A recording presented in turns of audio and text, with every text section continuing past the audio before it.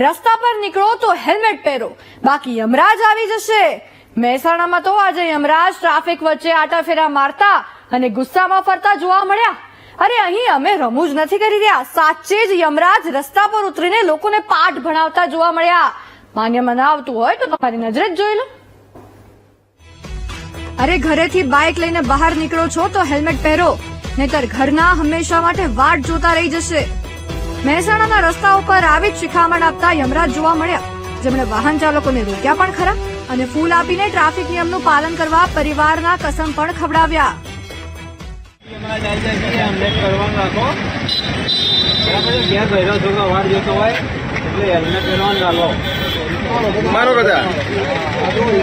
બધા નાગરિકોને મારી વિનંતી છે કે ભાઈ હેલ્મેટ પહેરવાનું રાખો।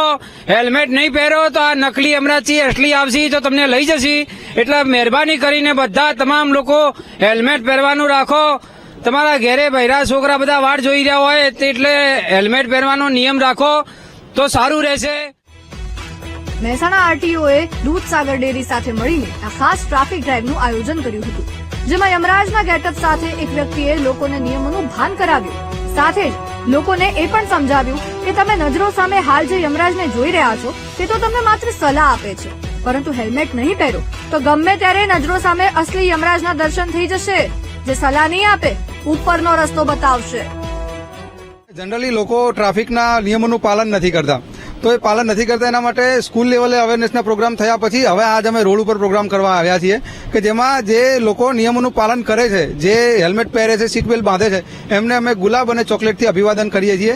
પણ જે લોકો આનું પાલન નથી કરતા અને એની ગંભીરતા નથી સમજતા એના માટે અમે લાવ્યા છીએ યમરાજ, કે જે યમરાજ એમને ગંભીરતા સમજાવે છે કે ભાઈ આજે હું અહીંયા ચોકડીએ ઉભો છું, આજે તો મારી પાસે નકલી ગદા છે, પણ જો બની શકે કે અહીંયાથી 10 મીટર 15 મીટર કે 5 કિલોમીટર આગળ અસલી યમરાજ પણ ઉભા હોય, એમની પાસે પણ અસલી ગદા હોય અને ક્યારે આવું થઈ જાય એની કોઈ અહીંયા નિશ્ચિતતા નથી।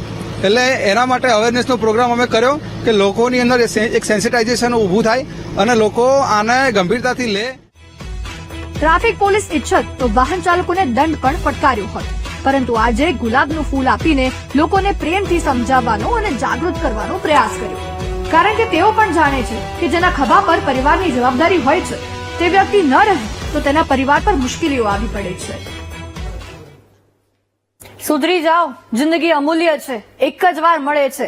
હેલ્મેટ પહેરશો અને સીટ બેલ્ટ બાંધશો તો તેનાથી તમારું જ ભલું થવાનું છે, પરંતુ જો નહીં પહેરો તો તમે તમારું અહિત જ એમાં સમાયેલું છે।